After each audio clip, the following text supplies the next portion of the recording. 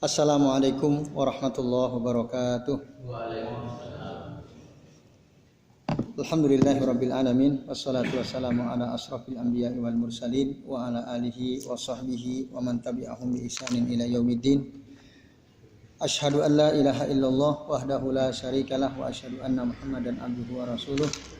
Allahumma shalli wa sallim wa barik ala Muhammad wa ala ali Muhammad kama shallaita wa barakta ala Ibrahim wa ala ali Ibrahim fil alamin innaka Hamidum Majid. Rabbi shrah li sadri wa yassir li amri wa hlul 'uqdatam min lisani yafqahu qawli. Amma ba'du. Ikhwas sekalian, azan ya Allah wa iyyakum ajmain. Alhamdulillah, puji dan syukur marilah senantiasa kita haturkan ya kehadirat Allah Subhanahu wa taala yang telah mengizinkan kita semua untuk bisa hadir di majelis kajian kitab Fadlul Islam ini. Insya Allah pada malam hari ini kita akan membahas ya bab yang baru, yaitu bab tentang firman Allah Ta'ala dari surah Ar-Rum ayat 30 ya. Ini bab yang paling panjang di antara bab-bab lainnya ya, pembahasannya paling panjang. Nah, monggo dibuka halaman 40 ya. Ya, halaman 40. Bab tentang firman Allah Ta'ala, fa'akim wajhaka lid-dini hanifa, maka hadapkanlah wajahmu kepada agama Allah secara lurus. Nah, ikhwas sekalian, ayat ini ya lanjutannya, ya ada lanjutannya. Ini sepotong atau sebagian dari ayat 30 dari surah Ar-Rum. Saya bacakan lanjutannya. Fa'akim wajhaka lid-dini hanifa fitratallahi allati fataran nasa 'alaiha, yaitu agama yang lurus ini. Jadi kata hanif itu makna asalnya adalah lurus ya, atau al-muqbilu 'alallahi azza wa jalla al-mu'ridu amma siwah. Ini makna hanif. Jadi al-muqbilu 'ala Allah, menghadap kepada Allah, wal mu'ridu amma siwah, dan berpaling dari selain Allah Subhanahu wa taala. Itu makna asal dari kata hanif. Fokus menghadap Allah dan berpaling dari selain Allah Subhanahu wa taala. Maka tadi hadapkanlah wajahmu kepada agama yang lurus, yang ikhlas, yang hanya untuk Allah dan tidak untuk yang lain. Fitratallahi allati fatara nasa 'alaiha. Ini adalah fitrahnya Allah, ciptaannya Allah, yang Allah ciptakan manusia atas fitrah ini. Jadi agama lurus itu merupakan fitrah dari Allah, penciptaan Allah, yang Allah ciptakan manusia di atas fitrah tersebut. Fitratallahi allati fatara nasa 'alaiha. Jadi semua manusia diciptakan di atas fitrah agama yang lurus, siapapun, semua manusia. Waalaikumsalam warahmatullahi wabarakatuh. Ini perlu diperhatikan ya, bapak-bapak dan ibu sekalian. Jadi apapun agama orang tuanya, entah itu Yahudi, Nasrani, Majusi, Tionghoa, Konghucu khususnya. Konghucu ya, Tionghoa ada apa agama Tionghoa? Nggak ada ya. Agama Konghucu ya, Konghucu. Apalagi agama itu, Buddha, Hindu ya kalau di Indonesia. Semua ketika mereka punya anak ya, maka seluruh anak-anak manusia itu Allah ciptakan di atas agama yang hanif ini. Jadi yang disebut fitratullah ya, kata fitrah itu penciptaan, juga artinya adalah agama. Fitrah itu ya. Satu bisa artinya penciptaan, atau yang kedua adalah agama yang hanif, yang lurus itu. Maka kalau kita baca dalam surah Ar-Rum 30 itu secara lengkap itu jelaskan. Jadi ad-din lid-dini hanifa.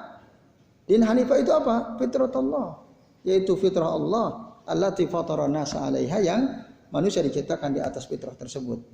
La tabdila li khalqillah, dan tidak ada yang bisa mengganti terhadap penciptaan Allah ini. Nah, mana bukti bahwa manusia itu ya seluruhnya diciptakan di atas fitrah ini. Ayat lain menunjukkan dalam setiap janin ya yang ada jabang bayi itu Allah kan bertanya, alastu birabbikum? Apa jawabannya? Allah bertanya, bukankah aku ada Tuhan kalian? Apa jawaban mereka? Bala syahidna. Surah apa itu ya? Alastu birabbikum? Bala syahidna. Itu ya, dijawab, semua menjawab seperti itu. Bala syahidna. Nah, ini bisa kita lihat dalam surah Al-A'raf ayat 172. Jadi itu bukti nyata bahwa memang setiap orang ketika masih berada di rahim ibunya dia mengatakan qalu bala syahidna. Mereka berkata, "Ya, kami bersaksi bahwa Engkau ada Tuhan kami." Ini agama lurus. Jadi Tuhannya adalah Allah ya, tidak melakukan kesyirikan. Nah, ini. La tabdila li khalqillah. Tidak ada yang bisa merubah, tidak ada yang ya, bisa menggantikan penciptaan Allah. Semua pasti seperti itu. Artinya nggak ada yang bisa ganti, pasti begitu semuanya. Yang bisa mengganti dan merubah itu siapa? Ketika sudah jadi makhluk, itu kan proses penciptaan. Ketika sudah jadi makhluk, sudah dilahirkan, itu baru bisa dirubah. Dirubah menjadi lebih baik atau dirubah menjadi tambah rusak, tambah buruk. Nah, maka kullu mauludin yuladu ala fitratin. Setiap kullu maulud, setiap anak itu yuladu ala fitratin, lahir di atas fitrahnya, yaitu beragama lurus itu tadi. Fa abawahu alladzani yuhawidanihi wa yunassiranihi wa yumajjisanihi. Kedua orang tuanya lah yang menjadikan anak itu menjadi Yahudi, wa yunassiranihi atau menjadi Nasrani, wa yumajjisanihi atau dia menjadi Majusi. Majusi itu agama penyembah api ya. Nah, itu hadis dari Nabi Shallallahu Alaihi Wasallam. Nah itu ya, bapak-bapak dan ibu sekalian, penjelasan dari bahwa proses penciptaan Allah itu tidak ada yang bisa merubah. Tapi ketika dia menjadi makhluk, baru dia bisa dirubah dengan pendidikan yang buruk dari kedua orang tuanya. Ini. Atau dari lingkungan sekitarnya, atau dari teman-temannya, itu juga sangat mempengaruhi, memiliki asar imma hasanatan wa imma sayyi'ah. Baik itu pengaruh buruk atau pengaruh baik ya. Itu. Terus zalika dinul qayyim, itulah dia agama yang lurus itu. Agama yang lurus itu walakinna aktsaran nasi la ya'lamun. Akan tetapi kebanyakan manusia tidak mengetahui. Nah, ini.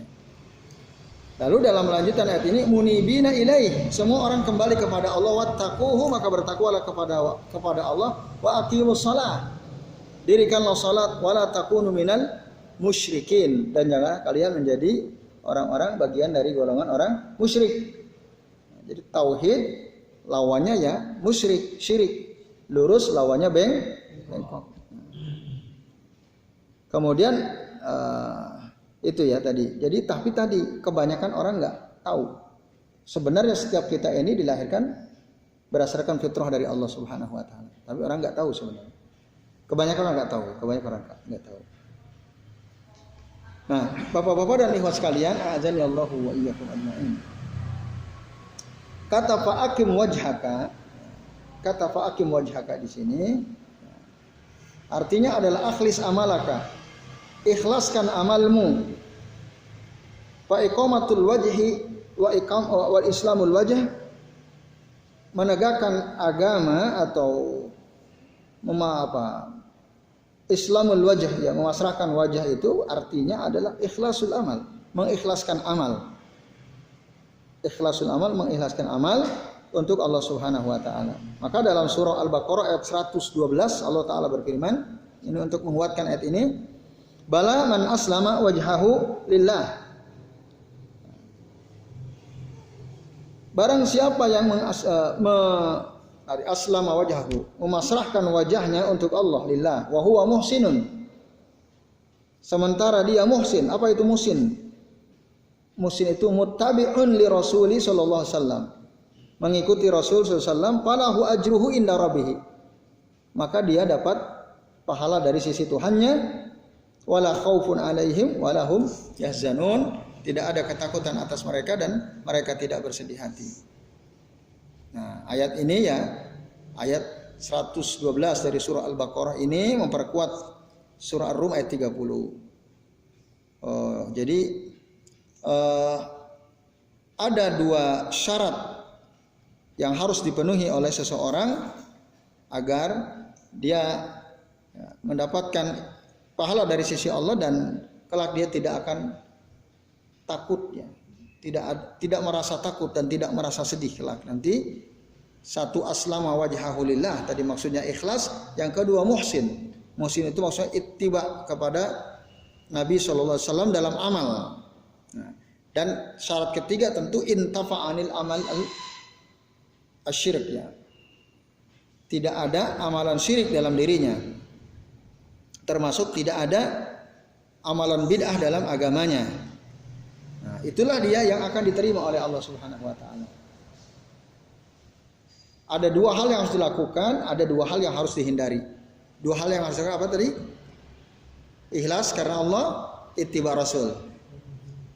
Mawaninya apa? Mawaninya, penghalangnya adalah syirik dan bid'ah. Syirik dan bid'ah. Kalau kita terlepas dari syirik dan bid'ah, lalu kita ikhlas kepada Allah amalannya dan mengikuti Rasulullah, inilah yang diterima. Alladzi yaqbaluhu Allahu azza wa jalla, yang diterima oleh Allah azza wa jalla. Inilah yang diperintahkan oleh Allah Subhanahu wa taala. Nah, dan inilah yang kemudian disebut dengan ad-din huwa tauhid. Agama itu tauhid itu. Nah, ini ya, ikhwas sekalian, nah, yang isinya tentu saja seluruh amalan yang disyariatkan oleh Allah Subhanahu wa taala seperti salat, puasa, zakat dan lain-lain. Inilah agama. Fahadha huwad-din. Nah, kemudian kata Al-Qayyim tadi kalau situ sebutkan Hanifah, ya. Dalam ayat yang lain Lid-dinil qayyim Aqim wajhaka lid-dini al-qayyim. Dalam ayat yang lain disebutkan demikian. Nah, kata qayyim itu artinya mu'tadil. Mu'tadil itu artinya lurus, ya, tidak gulu, tidak berlebihan. Walaysa fihi tasahul, dan tidak pula meremehkan. Itu agama yang qayyim. Kemudian tadi ya saya jelaskan bahwa fitrah Allah tidak bisa dirubah. Penciptaan Allah tidak bisa dirubah. Yang dirubah adalah makhluk yang sudah tercipta. Nah, Bapak sekalian, a'azani Allah wa iyyakum ajmain. Nah, kata-kata penutup dari surah Rum ayat 30 tadi, ya, Rum ayat 30 ada kata-kata walakinna aksaron nas la ya'lamun. Walakinna aksaron nas la ya'lamun menunjukkan bahwa kebanyakan orang tidak ngerti agama yang lurus ini. Ya, tidak paham bahwa agama lurus itu, agama yang diterima itu syaratnya dua tadi, ikhlas, ittiba Rasul, dan tidak melakukan kesyirikan, tidak melakukan perbuatan bid'ah. Tapi sayang banyak orang nggak ngerti, nggak tahu masalah ini. Akhirnya apa yang terjadi? Nah, yaqauna fi ma yaqauna fihi min ad-dhalali wal inhiraf.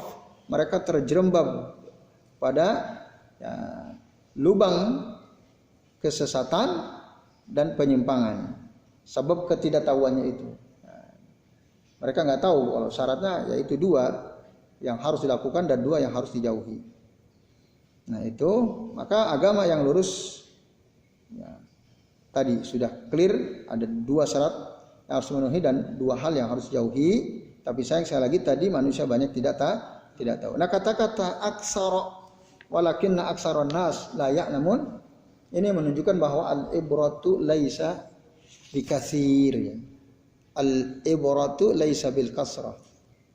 Sesuatu yang dianggap dalam agama kita ini, ya, bukanlah dilihat dari banyaknya. Bukanlah dilihat dari banyaknya orang yang melakukan. sesuatu yang dianggap, yang diterima dalam agama kita ini tidak dilihat dari banyaknya orang yang melakukan. Kenapa? Karena kebanyakan orang nggak ngerti, kebanyakan orang tidak paham. Nah, ikut-ikutan. Oleh karena itu ukurannya jangan banyak. Oh, itu banyak dilakukan oleh orang. Oh, berarti benar tuh kalau banyak orang melakukannya. Belum tentu. Nah, itu. Maka ada kalimat pentingnya, al-ibratu laisa bil kasrah. Sesuatu yang dianggap itu bukan dilihat dari banyak yang melakukan.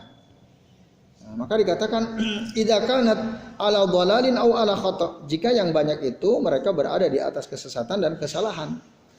Wa innama yuhtaju biman kana 'alal haq. Sesungguhnya yang menjadi hujjah atau argumen itu adalah berdasarkan orang yang berada di atas kebenaran walau kana qalilan, meskipun sedikit yang melakukan, walau kana qalilan. Itu. Maka kata jamaah itu kata Abdullah bin Mas'ud ya.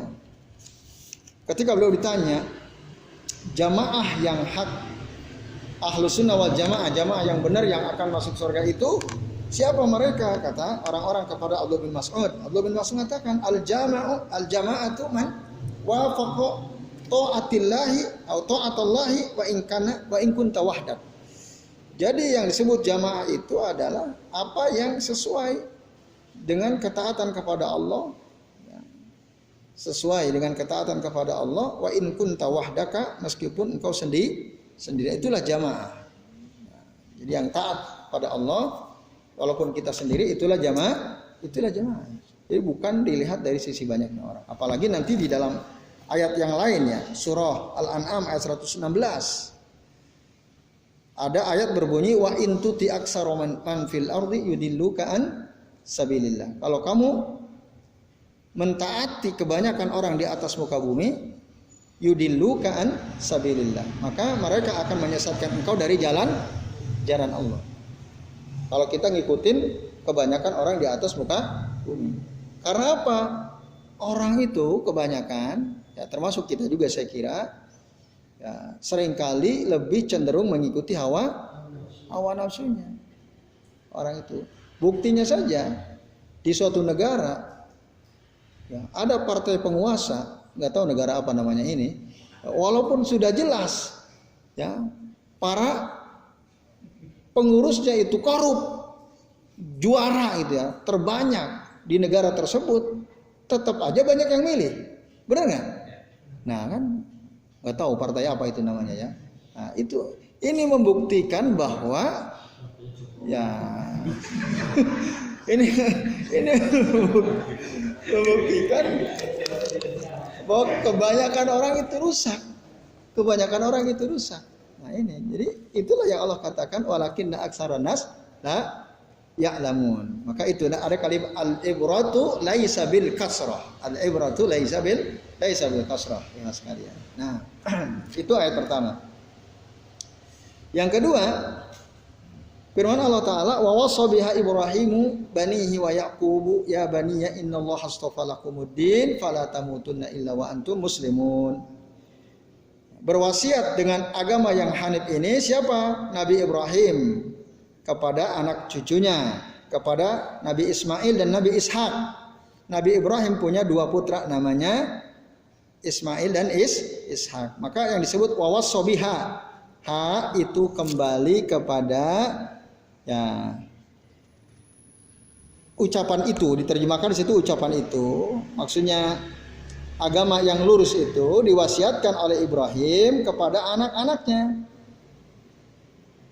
Wa Yaqubu dan Nabi Yakub. Nabi Yakub itu siapa? Cucunya Nabi Ibrahim. Karena Nabi Yakub itu adalah putra dari Nabi Ishak. Nabi Ibrahim punya dua anak, Ismail sama Nabi Ishak. Nabi Ishak punya anak namanya Nabi Yakub. Nabi Yakub ini adalah asal mula Bani Israel. Nah, Israel itu adalah Nabi Yakub. Israel. Nah ini.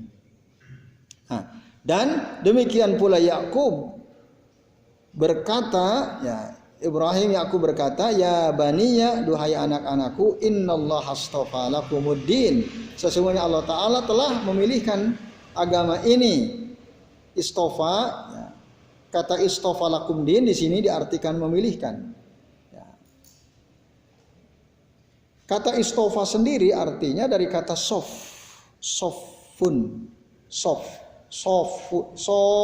ya. Sof itu artinya suci, jernih. Istofa artinya memilihkan yang terbaik. Istofa. Maka Nabi itu al-Mustafa. Al-Mustafa itu manusia pilihan yang terbaik. Makna sof itu artinya jernih, yang paling baik. Allah pilihkan untuk kalian agama ini.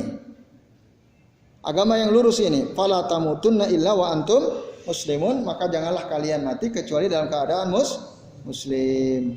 Nah, kata lakumuddin, din di sini artinya at-tauhid ya. Jadi ikhtarallahu ya, lakumut tauhid. Allah memilihkan untukmu agama tauhid ini. Kenapa? Karena ini wasiat dari Nabi Ibrahim, dari Nabi Yakub kepada anak keturunannya. Nah, oleh karenanya mereka aula an yatamassaku bihadzal din. Aula itu lebih berhak untuk berpegang teguh dengan agama lurus ini, wa ayyakunu qudwatan linnas, dan untuk menjadi contoh suri tauladan bagi manusia yang lain. Nah. Maka dari ayat ini menunjukkan bahwa berwasiat ketika kita hendak mati, meninggal dunia, itu sesuatu yang sangat penting. Karena itu dilakukan oleh para nabi dan rasul.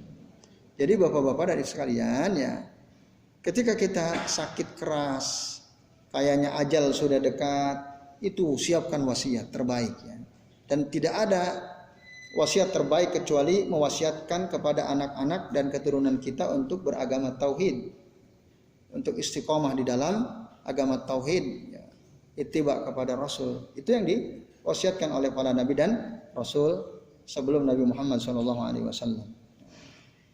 Maka itu kan jelas di ayatnya, wa wassa biha Ibrahimu banihi wa Yaqub ya baniya innallaha astafa lakumuddin fala tamutunna. Ini wasiat. Janganlah sekali-kali kamu meninggal dunia wa antum muslimun, kecuali kamu dalam keadaan muslim.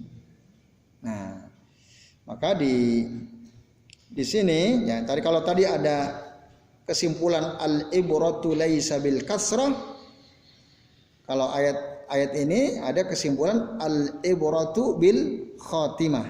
Al-ibratu bil khatimah. Jadi sesuatu yang dianggap ya, dari amal kita ini adalah bagian terakhir, amalan terakhir hidup kita yang kita lakukan di dalam kehidupan kita. Al-ibratu bil khatimah. Jadi kalau kita rajin ibadah, rajin thalabul ilmi, rajin sholat jamaah saat kita masih hidup, ini bisa nggak ada artinya sama sekali. Jika kemudian kalau kita mati di akhir hayat kita melakukan kesyirikan, kita melakukan kekufuran, atau kita putus asa dari rahmat Allah misalnya, bunuh diri. Ini yang dilihat. Dia semua nanti nggak ada artinya tuh kalau akhirnya nggak beres. Maka al-ibratu bil khatimah. Al-ibratu bil khatimah. Yang dilihat, yang dianggap itu yang bagian akhirnya. Maka hati-hati dengan bagian akhir itu. Ya, maka tadi para nabi bilang fala tamutunna illa wa antum muslimun. Diambil dari itu kata-kata al-ibratu bil khatimah itu.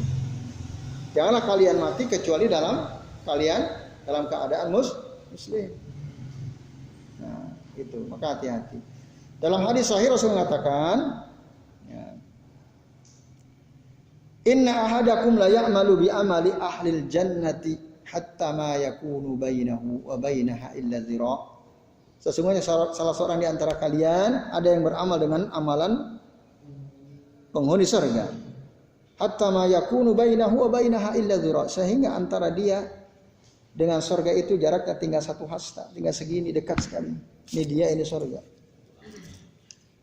Tapi payasbiku alaihil kitab, telah mendahului dia ya catatan Allah di Lauhil Mahfuz. Lalu kemudian apa? Di akhir fayamalu bi amali ahli nar, di akhir hayatnya dia beramal dengan amalan penduduk neraka, fayadkhuluha. Akhirnya dia masuk neraka. Padahal dulu-dulunya wah saleh betul. Beramal dengan amalan penduduk surga. Semua hampir orang bilang ini kayaknya ahli surga. Maka kita nggak boleh tuh memberikan garansi atau jaminan memastikan si fulan pasti masuk surga, itu nggak boleh. Nggak boleh. Paling kita hanya berharap semoga dia masuk surga. Karena tadi bisa jadi di akhir hidupnya berubah dia. Pun sebaliknya, fa inna ahadakum la ya'malu bi amali ahli nar hatta ma yakunu bainahu wa bainaha illa dhira fa yasbiqu alaihi alkitab fa ya'malu bi amali ahli aljannati fa yadkhuluha.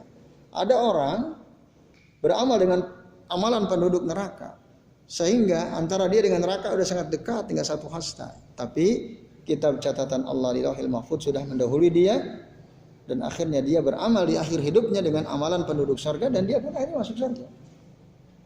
Nah, kalau kita lihat dengarkan hadis ini ngeri juga gitu ya. Ngeri betul kalau gitu.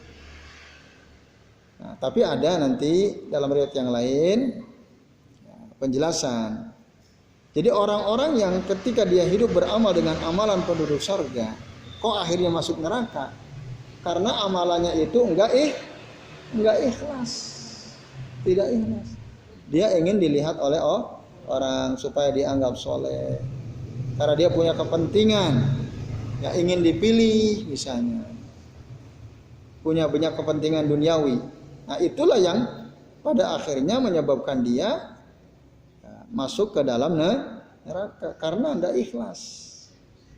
Oleh karena itu, kita yang alhamdulillah misalnya amalannya sudah baik, jangan sombong dulu. Jangan sombong dulu. Terus evaluasi diri, ikhlas enggak ittiba Rasul atau tidak. Tapi kalau kita betul-betul ikhlas ittiba Rasul, insya Allah husnul khatimah. Karena ada kaidah berbunyi al-khawatim, ya, bagian akhir hidup itu adalah samratus sawabik, ya, samratu as-sawabik, buah dari apa-apa yang terdahulu. Ya. Al-khawatim samratu as-sawabik, ya. Jadi bagian akhir hidup seseorang itu merupakan buah dari masa-masa sebelumnya. Ya, kalau sebelumnya dia soleh, dia selalu zikir, lisannya selalu ingat kepada Allah, zikir hatinya, zikir lisannya, terus seperti itu, maka buahnya nanti akan nampak di bagian akhir hidupnya. Nah, sesuai dengan kebiasaannya. Tapi kalau orang waktu masih sehat, ya ngomongnya tidak dijaga lisannya, ngomong sembarangan, baik di depan orang banyak atau sendirian, terus omongannya ini nggak ada yang benar, jelek semua. Nanti buahnya akan nampak, kelihatan di bagian akhir hidupnya. Sesuai dengan kebiasaannya. Ya, oleh karena itu biasakanlah tetap berbuat baik meskipun tidak boleh sombong. Karena al-ibratu bil khawatim tadi. Nah ini ya teman sekalian. Nah, oleh karenanya ini patut diperhatikan kebiasaan dan ketidaksombongan itu ya. Jangan sampai sombong. Udah bagus kebiasaannya, bagus. Lanjutkan seperti itu dan begitulah. Karena al-insan alal insani ayyamala a'malan takunu sababan li husnil khatimah. Setiap orang itu wajib mengamalkan amalan yang bisa menjadi sebab dia menjadi husnul khatimah. Dia wajib melakukan amal-amal itu. Nah, wajib melakukan amal-amalan yang bisa menjadi sebab dia husnul khatimah. Wa yabta'idaan anil a'malil lati takunu sababan li su'il khatimah, dan dia harus berusaha untuk menjauhi dari semua amalan yang menjadi sebab dia su'ul khatimah selama dia masih hidup. Karena setiap orang ya sama dia masih hidup, wa huwa mu'ridun lil inhirafi wal fitnah. Dia sangat berpotensi untuk menyimpang, ngikutin fitnah. Setiap orang, setiap kita ketika masih hidup sangat potensial untuk mengikuti penyimpangan dan fitnah. Nah, maka bisa jadi ada orang karena dia mengikuti penyimpangan itu, ya mutu ala ghairil Islam, dia mati dalam keadaan bukan Islam. Nah, itu kan ngeri sekali ya. Yang sekalian azan ya Allah. Nah, maka kesimpulan lainnya adalah hadis ini menganjurkan kita supaya tetap ya berpegang teguh kepada Islam, kokoh di atas Islam, dan jangan lupa berdoa memohon kepada Allah supaya husnul khatimah, supaya tetap taat kepada Allah, supaya tetap berada di atas agama yang hak. Gimana tuh doanya? Doanya gimana tuh? Minta supaya kita tetap dalam ketaatan kepada Allah. Ya muqallibal qulub tsabbit qalbi ala dinika. Terus yang lain? Iya itu. Allahumma musarrifal qulub sarrif qulubana ala taatik. Yang pertama tadi ya muqallibal qulub, wahai zat yang maha membolak-balikan hati, sabit qalbi, teguhkanlah hatiku, ala dinika, di atas agamamu. Kalau Allahumma ya musarrifal qulub, duhai zat yang maha membolak-balikan hati, sarrif qulubana, kokohkanlah hati kami ala taatika, di atas ketaatan kepadamu. Antum sudah rutin baca doa ini? Insyaallah. Yang pertama ya, bisa yang pertama saja. Ya, syukur-syukur dua-duanya dibaca ya, agar semoga kita meninggal dalam keadaan husnul khatimah. Amin ya Allah ya rabbal alamin. Nah, ini sekalian. Terus dalil yang ketiga, kita lihat. Kita bahas 4 dalil insyaallah. Summa auhayna ilaika anit tabi' millata Ibrahim hanifa wa ma kana minal musyrikin. Kemudian kami wahyukan kepada engkau wahai Muhammad, anit tabi' millata Ibrahim hanifa, ikutilah agama Nabi Ibrahim yang lurus itu, yang hanif. Wa ma kana minal musyrikin, dan Nabi Ibrahim tidaklah termasuk orang-orang yang musyrik. Nah, kalau dilanjutkan ayatnya, ini surah An-Nahl ya, ayat 120, ayat 123 ya. Surah An-Nahl ayat 123. Kalau kita baca sebelumnya ayat 120 sampai 121 itu lebih lengkap lagi ya. Inna Ibrahim kana ummatan qanitan lillahi hanifa. Sesungguhnya Nabi Ibrahim itu adalah ya, orang yang taat kepada Allah, orang yang lurus dan tidak termasuk golongan orang-orang yang syirik. Syakiran li an'umihi, yang bersyukur kepada nikmat-nikmat Allah. Ijtabahu wa hadahu ila suratim mustaqim, yang dipilih oleh Allah, diberi petunjuk oleh Allah kepada jalan yang lurus. Nah, baru ini. Summa auhayna ilaik, kemudian kami wahyukan kepada engkau Muhammad, anit tabi' millata Ibrahim hanifa, supaya engkau mengikuti agama Ibrahim ya, yang lurus itu. Wa makana minal musyrikin, dan Nabi Ibrahim tidaklah termasuk orang-orang yang musyrik. Jadi, kata kudu, ummah itu artinya kudwah ya. Inna Ibrahim kudwah. Ummah itu kudwah tadi ayat 120-nya. Nah, ikhwas sekalian, azan ya Allah wa iyyakum ajmain. Itu dalil yang ketiga ya. Nah, maka berdasarkan hadis ini ya, bahwa kita diperintah untuk mengikuti agama tauhid, yaitu agamanya Nabi Ibrahim. Maka Nabi Ibrahim disebut Abu Tauhid, bapaknya tauhid. Bahkan Rasul pun disuruh untuk mengikuti agama Nabi Ibrahim yang lurus itu, yaitu dinut tauhid, al-ikhlas lillahi azza wa jalla. Jelas ya saya kira ya. Jadi apa yang Allah perintahkan kepada Rasul untuk mengikuti milahnya Nabi Ibrahim, itu juga sekaligus merupakan perintah kepada kita agar kita mengikuti agama yang lurus, yaitu Islam. Islam itu tauhid artinya. Menyerahkan diri kita. Kata Islam itu aslama yuslim, kan menyerahkan diri kepada Allah Subhanahu wa taala. Nah, agama Nabi Ibrahim, agama Islam. Seluruh agama Nabi dan Rasul adalah agamanya Islam. Semuanya tauhid. Dakwah yang dilakukan oleh semua Nabi dan Rasul adalah dakwah tauhid. Dakwah kepada mentauhidkan Allah Subhanahu wa taala. Nah, ini saya kira ya. Kemudian ayat ke mana tadi? Ayat keempat ya. An Abdullah bin Mas'ud radhiyallahu anhu, beliau mengatakan ya, Allah bin Mas'ud, anna Rasulullah sallallahu alaihi wasallam qala, sesungguhnya Rasulullah SAW bersabda, inna likulli nabiyyin wulatan minan nabiyyin. Sesungguhnya tiap-tiap nabi itu memiliki wali dari kalangan para nabi juga. Wa inna waliyyi minhum abi. Sesungguhnya waliku dari kalian adalah bapakku, siapa? Ibrahim Khalilu Rabbi, yaitu Nabi Ibrahim Khalilu Rabbi, kekasih Rabbku, kekasih Allah Subhanahu wa taala. Atau disebut Khalilur Rahman, kekasih. Kata Khalil beda dengan Habib ya. Habib artinya kekasih juga. Tapi kalau Khalil derajatnya lebih tinggi daripada Habib. Habibullah ya, kekasih Allah. Waliullah juga kekasih Allah. Khalilullah kekasih Allah. Tapi di antara itu yang tertinggi adalah Khalilullah. Jadi kata Khalil yatakhallal. Dari maksudnya apa? Dari tidak ada satu ruang kecuali di situ dipenuhi oleh kecintaan. Itu kata Khalil. Semua ruang dalam diri kita ini dipenuhi kecintaan kepada seseorang. Berarti orang itu disebut Khalil ya. Tapi ini kata Khalil itu hanya dinisbatkan kepada Allah tadi ya, Khalilullah. Dan yang menjadi Khalilullah di dunia ini hanya ada dua, yaitu Nabi Ibrahim dan Nabi Muhammad. Maka tapi jarang orang menyebutkan Muhammad Khalilullah, jarang. Padahal sebenarnya Nabi Muhammad juga Khalilullah.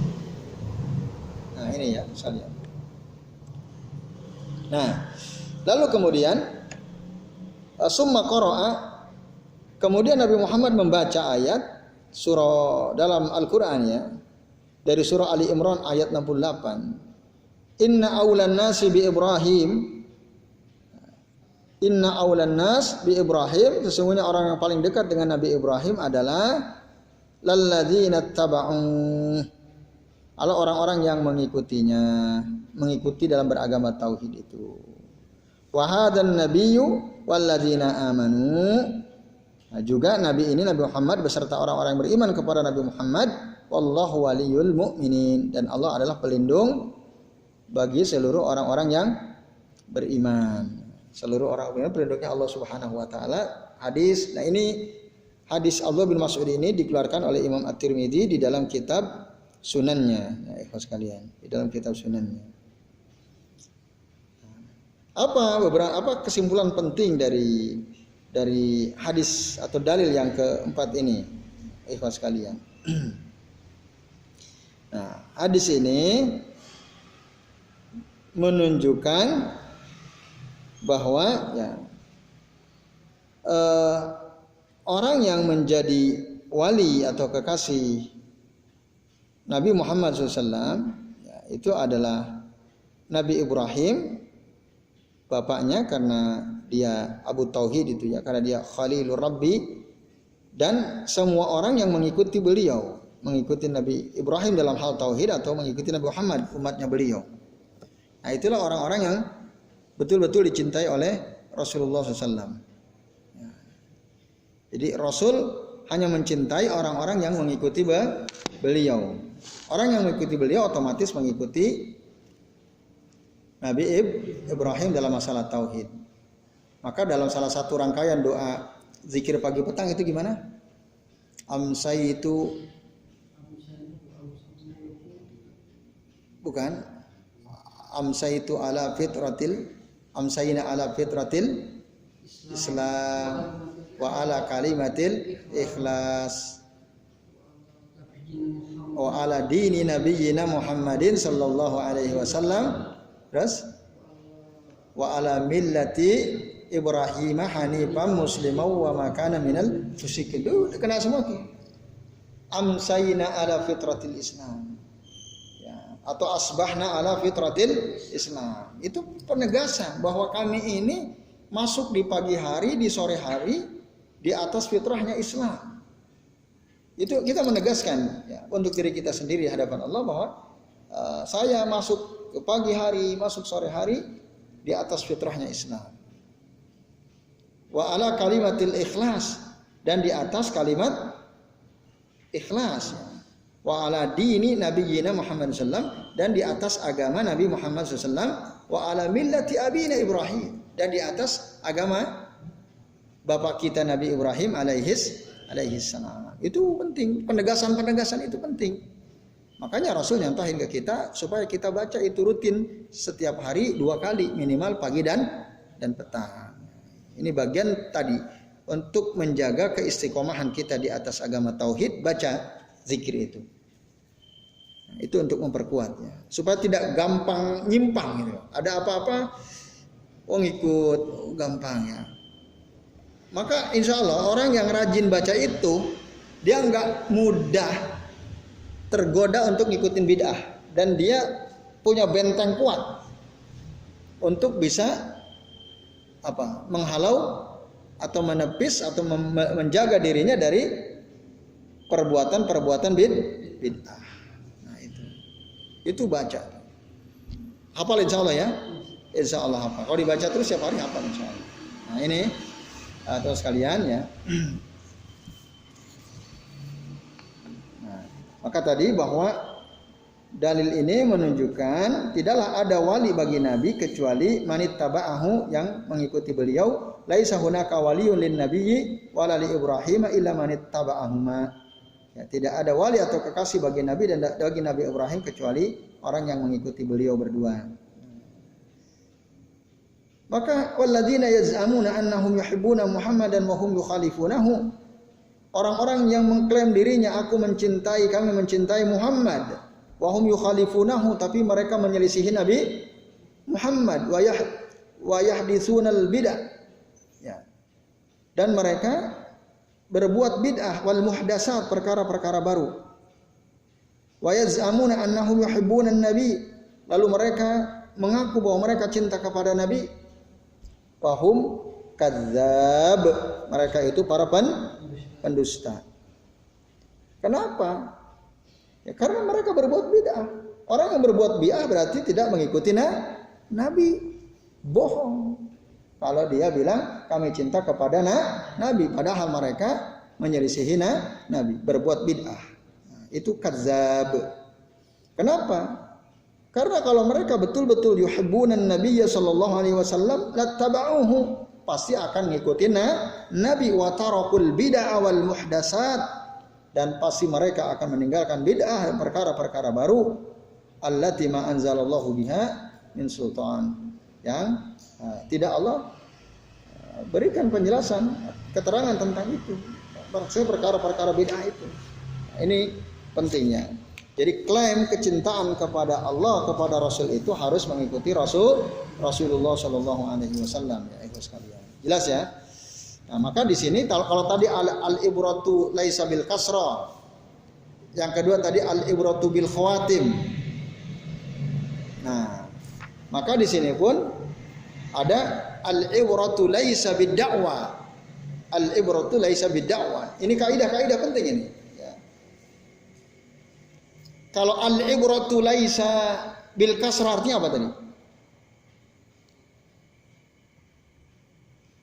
Kebenaran, kata al-ibrah itu artinya sesuatu itu dianggap benar bukan karena banyaknya orang yang melakukan. Terus yang kedua al-ibratu laisa bil khawatim. Apa tadi? Ya, sesuatu yang dianggap selamat itu dilihat dari bagian akhirnya. Al-ibratu bil khawatim itu sesuatu yang dianggap selamat itu dilihat dari bagian akhirnya.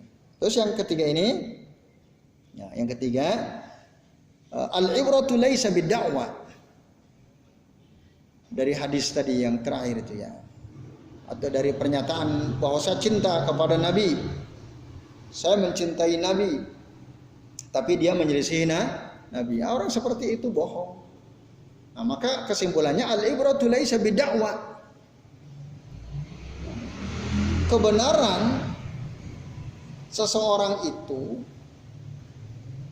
bukan dilihat dari ad-da'wa itu pengakuan, bid-da'wa, idda'a. Kebenaran seseorang itu tidak dilihat dari sisi pengakuan saja. itu.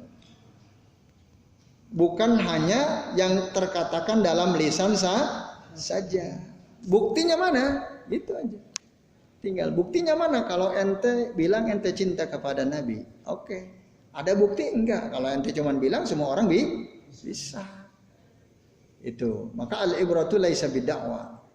Kebenaran seseorang itu tidak hanya dilihat dari sisi pengakuan lisannya saja. Lihat perbuatannya. Seperti apa perbuatannya. Nah ini penutup deh ya, sekaligus nih untuk melengkapi ini.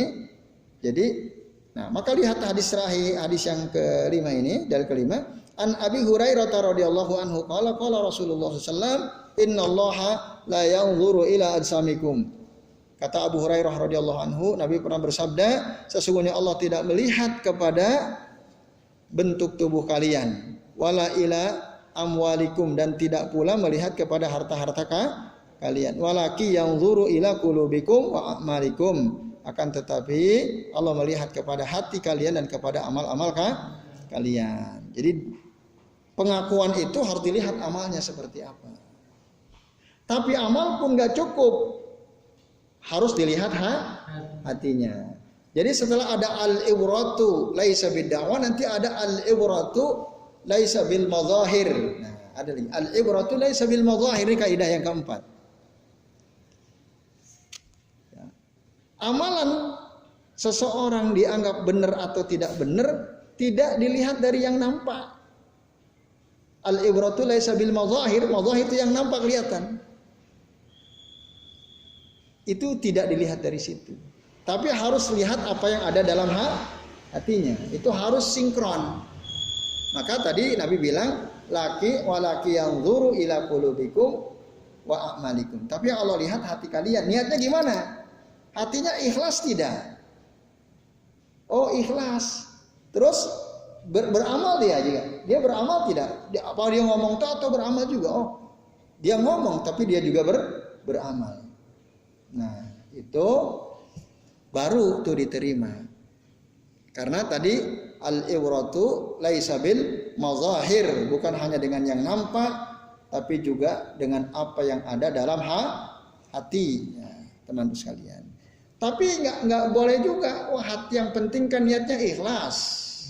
Lalu amalnya asal, nggak bisa juga. Ini harus satu kesatuan. Bagai dua sisi mata nggak bisa dipisahkan. Amalnya harus baik, hati harus ikhlas.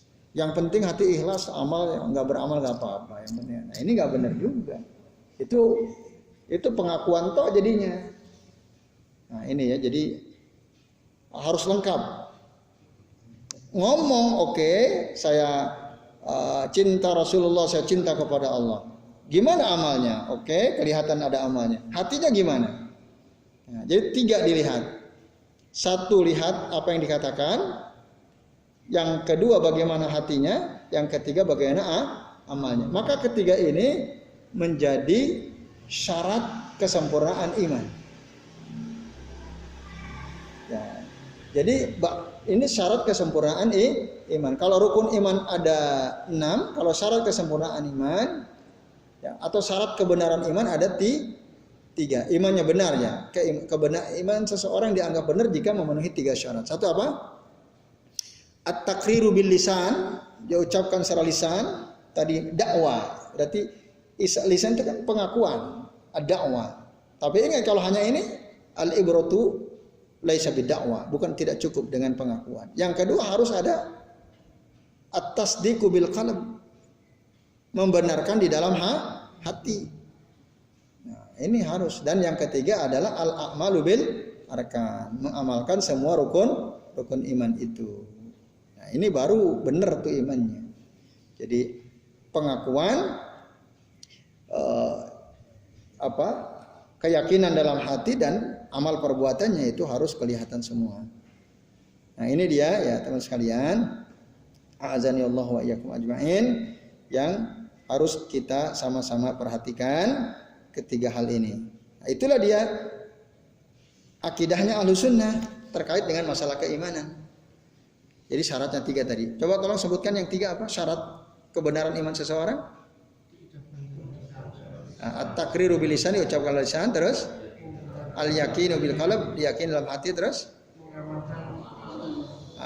mengamalkan rukun-rukun iman, atau mengamal ada dalam istilah al-amalu bil jawarih, mengamalkan dengan seluruh anggota tubuhnya. Ya, saya kira ini yang bisa kita bahas ya, ikhwan sekalian, azani Allah wa iyyakum ajmain. Itu ya. Jadi amal kita lah, iman kita lah yang akan mendekatkan kita kepada Allah Subhanahu wa taala. Nah, dalil penutup saya sampaikan, Allah taala berfirman dalam surah Saba ayat 37, "Wa ma amwalukum," dan tidaklah harta kalian, "wala auladukum," dan tidak pula anak-anak kalian, "billati tuqarribukum indana zulfa," yang mendekatkan kalian kepada kami sedekat-dekatnya, itu bukan harta kalian, bukan anak kalian. Illa, kecuali man amana, kecuali orang yang beriman, wa amila sholiha, dan beramal soleh, iman dan amal soleh. Nah itu, kalau disederhanakan lagi ya, iman dan amal soleh yang akan menyelamatkan kita. Maka dalam surah Al-Asr kan begitu ya, illal ladzina amanu wa amilus sholihat wa tawassaw bil haqqi wa tawassaw bis sabr. Ya, saya kira ini apa yang kita bisa bahas pada kesempatan malam hari ini. Insyaallah nanti kita lanjut pembahasan bab ini pada pertemuan yang akan datang. Terima kasih. Sebelum kami akhiri, barangkali ada yang mau ditanyakan, kami persilahkan. Ya, silakan.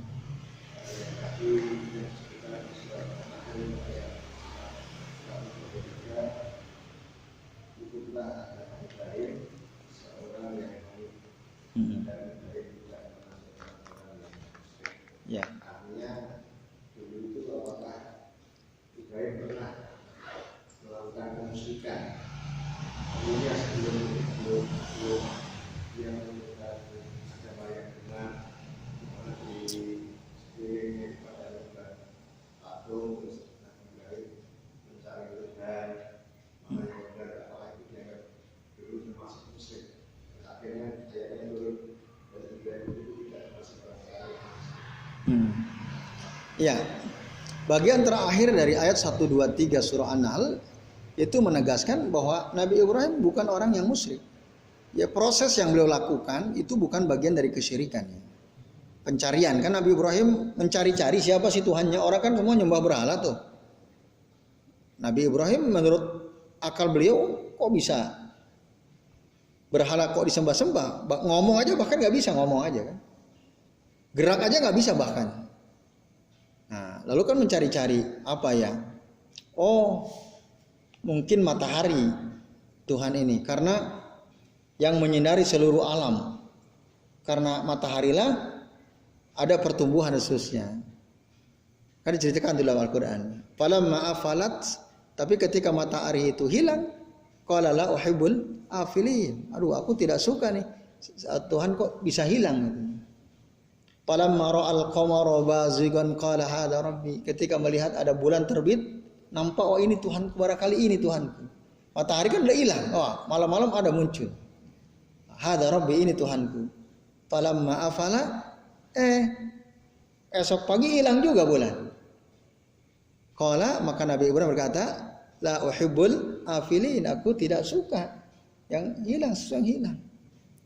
Nah, berarti matahari bukan Tuhan, bulan juga bukan Tuhan. Terus mencari-cari, ya, akhirnya oleh Allah diberi petunjuk bahwa ya, Tuhannya itu adalah Allah Subhanahu wa Ta'ala. Nah, lalu kan Nabi Ibrahim melakukan satu gerakan radikal. Gerakan radikal membongkar, menghancurkan patung seluruhnya kecuali 31 patung terbesar itu ya. Radikal dalam tindakan, radikal dalam berpikir itu ya. Jadi maksudnya mendasar sekali pikirannya, tindakannya, sampai sehingga akhirnya ketika umatnya, kaumnya bertanya, kenapa engkau hancurkan patung-patung ini? Kata Ibrahim, bukan saya, tapi itu patung yang ada kapak di lehernya itu. Nah ini kan luar biasa ya, nalar Nabi Ibrahim tuh. Ketika mereka membantah, mana mungkin patung bisa menghancurkan patung, mana mungkin. Nah, kalau mana mungkin, lalu kenapa kalian sembah, kan gitu. Gerak aja dia nggak bisa, kenapa kalian sembah? Nggak bisa jawab kan mereka. secara argumen kalah total itu, telak, sekak mati itu. Akhirnya karena nggak mau kalah, ya udah tangkap Ibrahim, ikat, bakar. Nah itu proses. Dan memang ya petunjuk itu harus dicari itu ya. Nah, sekaligus kesimpulan yang kita bisa ambil dari sejarah kehidupan Nabi Ibrahim alaihissalam dalam mencari Allah itu ya. Siapa Tuhan saya?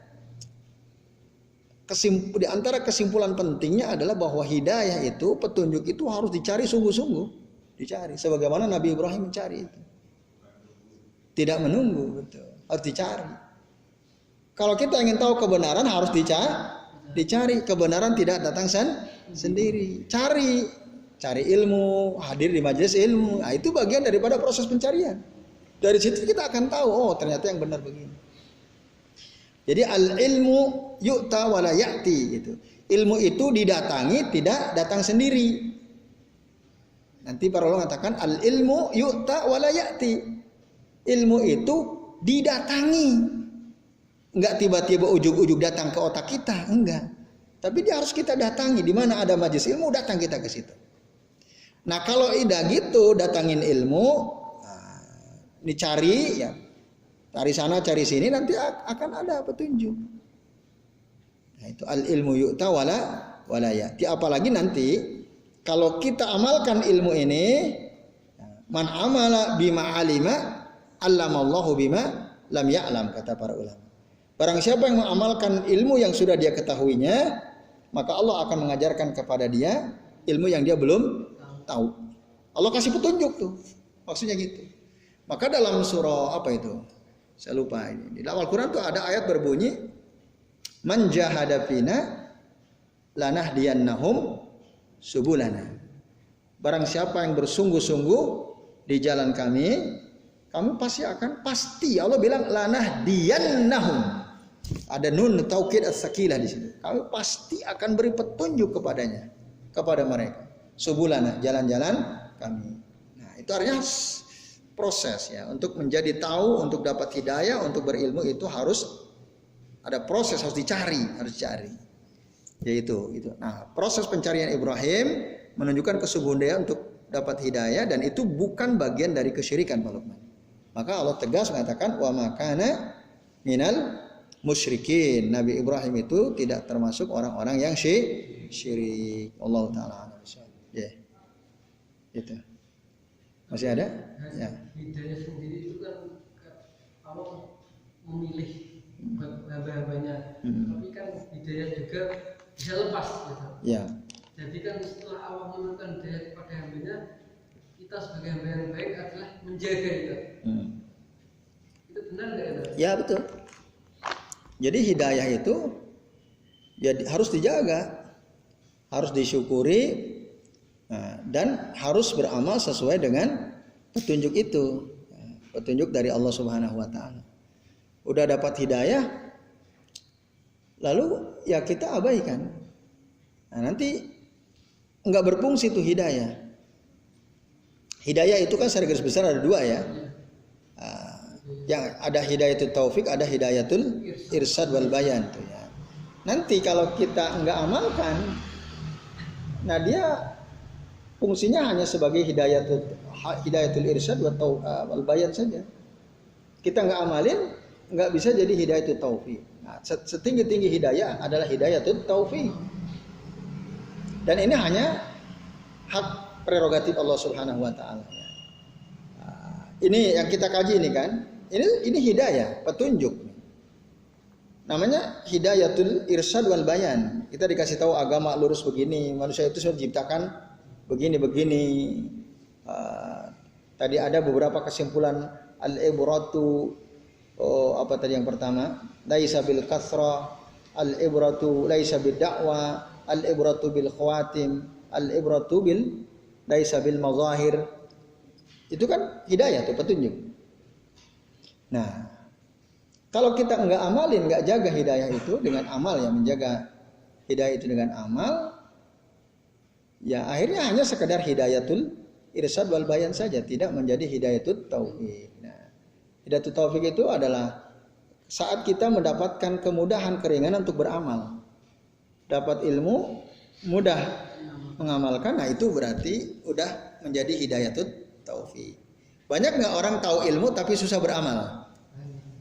Banyak banget kan, ilmunya tahu tapi amalnya susah. Jangan-jangan pun demikian dengan kita. Kadar hidayah taufik yang kita dapatkan tidak sebanyak hidayatul irsyad wal bayan kan gitu. Nah, oleh karenanya mari kita jadikan semua hidayah itu menjadi bentuknya apa? Menjadi wujud hidayah taufik pada diri kita semua ya, semua. Ada semua petunjuk, semua ilmu yang kita dapatkan bisa menjadi kita semakin taat pada Allah, semakin berusaha untuk mengamalkan. Nah, semakin kita berusaha untuk mengamalkan, nah itu semakin baik, dan itulah memang cara kita menjaga hidayah dari Allah Subhanahu Wa Taala dengan amal ya. Atau dalam istilah lain kita menjaga ilmu dengan amal. Nahnu nahfazu al ilma bil amal. Kita jaga ilmu dengan amal. Coba kalau antum dapat ilmu tentang doa apa gitu ya. Kalau antum nggak amalin, hilang nggak itu ilmu? Hilang. Banyak hal yang mungkin kita pelajari kan di majelis kita ini. Kalau ditanya lagi yang dulu-dulu, lupa-lupa kita kan. Nah, yang sederhana aja misalnya. Coba Mas Abdo misalnya, masih ingat nggak? Doa mohon perlindungan dari kesyirikan. Coba gimana?